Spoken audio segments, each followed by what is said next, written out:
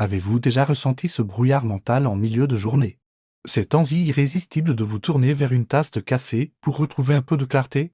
Vous n'êtes pas seul, mais imaginez pouvoir accéder à une concentration intense et durable.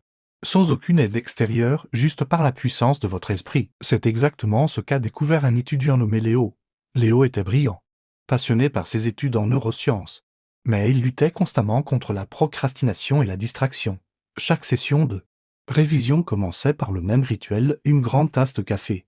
Puis des heures passées à regarder par la fenêtre, à consulter son téléphone, à tout faire sauf se concentrer sur ses livres. Il se sentait frustré, sachant qu'il avait le potentiel pour réussir mais que quelque chose le retenait. Il avait l'impression que son cerveau était un moteur puissant qui refusait de démarrer.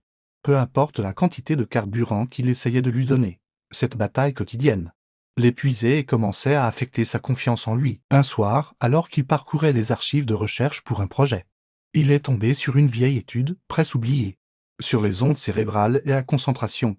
L'étude décrivait une technique utilisée par des moines et des athlètes de haut niveau pour atteindre des états de flux quasi instantanés. Cette technique ne nécessitait aucun équipement, aucune substance, juste une compréhension fondamentale du fonctionnement de l'attention. Intrigué, Léo a décidé de l'essayer. La technique était simple en théorie, il s'agissait de focaliser son attention sur un seul point, un point d'ancrage. Pendant une durée déterminée avant de commencer sa tâche, Léo a choisi le bout de son stylo. Il s'était assis à son bureau, a réglé un minuteur sur 5 minutes et a simplement regardé son stylo. Les premières minutes furent un véritable chaos. Son esprit vagabondait dans toutes les directions. La liste de courses à un mail auquel il devait répondre.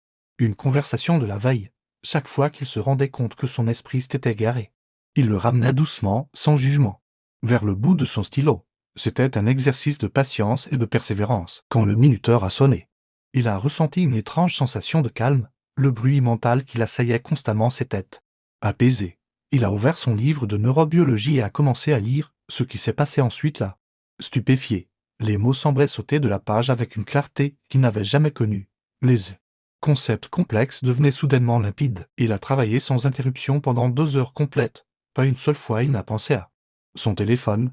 Pas une seule fois son regard ne s'est perdu par la fenêtre. C'était comme si une porte s'était ouverte dans son esprit, révélant une salle de contrôle silencieuse et parfaitement ordonnée. Il n'avait pas seulement lu les chapitres, il les avait absorbés, compris en profondeur. Ce que Léo a expérimenté ce soir-là n'était pas de la magie, mais de la pure neurologie appliquée. Des chercheurs de l'université de Stanford ont mené des études qui valident cette approche. Ils ont découvert que lorsque nous nous concentrons intentionnellement sur un seul objet ou une seule pensée, nous activons une partie de notre cerveau appelée le cortex préfrontal. Cette zone est le siège de nos fonctions exécutives, la planification, la prise de décision et, surtout, la régulation de l'attention. En pratiquant cet exercice de focalisation d'ancrage, Léo entraînait littéralement son cortex préfrontal. Un peu comme on soulève des poids pour renforcer un muscle, chaque fois qu'il ramène son attention vagabonde à son point d'ancrage. Il renforçait les circuits neuronaux responsables de la concentration. Il diminuait l'activité du réseau du mode par défaut. Cette partie du cerveau qui s'active lorsque nous rêvassons et que notre esprit erre. L'étude a montré que seulement 5 à 10 minutes de cet exercice peuvent augmenter de manière significative la capacité d'une personne à maintenir son attention sur une tâche exigeante. Par la suite, c'est un échauffement mental qui prépare le cerveau à la performance. Tout comme un sprinter s'échauffe avant une course, le nombre de distractions nécessaires pour détourner l'attention diminue considérablement après cette simple pratique. Fort de cette nouvelle connaissance, Léo a intégré cette technique dans sa routine quotidienne, chaque matin. Avant de commencer à étudier, il passait 10 minutes à se concentrer sur un point d'ancrage. Parfois c'était son stylo, d'autres fois la flamme d'une bougie, ou même simplement la sensation de sa respiration.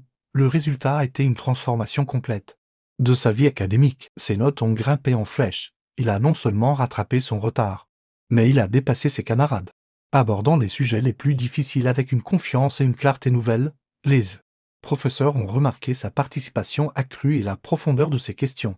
Il n'était plus l'étudiant distrait et anxieux, mais un jeune chercheur concentré et perspicace. Mais le changement le plus profond n'était pas sur son bulletin de notes, c'était la fin de sa dépendance psychologique au café pour se sentir productif. Il appréciait toujours une bonne boisson chaude, mais il ne la voyait plus comme une béquille indispensable. Il avait découvert une source de concentration bien plus puissante et fiable que la sienne. Cette capacité à commander son attention à volonté a eu des effets bénéfiques dans d'autres domaines de sa vie. Il est devenu un meilleur auditeur dans ses conversations, plus présent avec ses amis et sa famille. Il a même utilisé ces techniques avancées.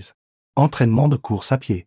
Ce qui lui a permis d'améliorer ses performances en se concentrant sur sa foulée et sa respiration. L'histoire de Léo nous enseigne une leçon fondamentale sur le cerveau humain. La concentration n'est pas une ressource limitée que nous épuisons, mais une compétence que nous pouvons développer. Dans notre monde moderne, rempli de notifications et de sollicitations constantes, notre capacité d'attention est constamment attaquée, fragmentée. Nous sommes conditionnés à chercher des solutions rapides, des stimulants externes pour nous aider à passer à travers le bruit. Mais la solution la plus durable et la plus puissante se trouve déjà en nous.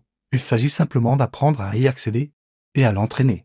La science soutient cette idée, la neuroplasticité, la capacité du cerveau à se réorganiser en formant de nouvelles connexions neuronales, signifie que nous pouvons littéralement remodeler notre cerveau pour être plus concentrés. Alors, la prochaine fois que vous sentirez votre esprit s'égarer, avant de vous lever pour préparer une autre boisson, essayez ceci, trouvez un point d'ancrage.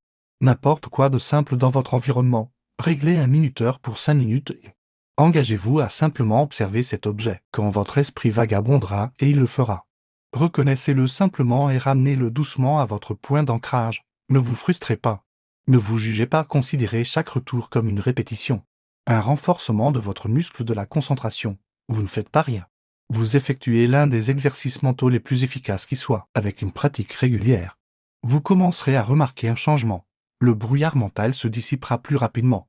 Vous serez capable d'entrer dans un état de concentration profonde plus facilement et d'y rester plus longtemps. Vous reprendrez le contrôle de votre ressource la plus précieuse, votre attention.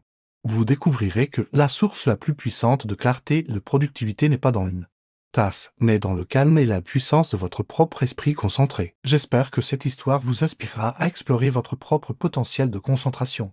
Pour plus d'histoires fascinantes et de découvertes surprenantes, n'oubliez pas de vous abonner à Faits Inouïs.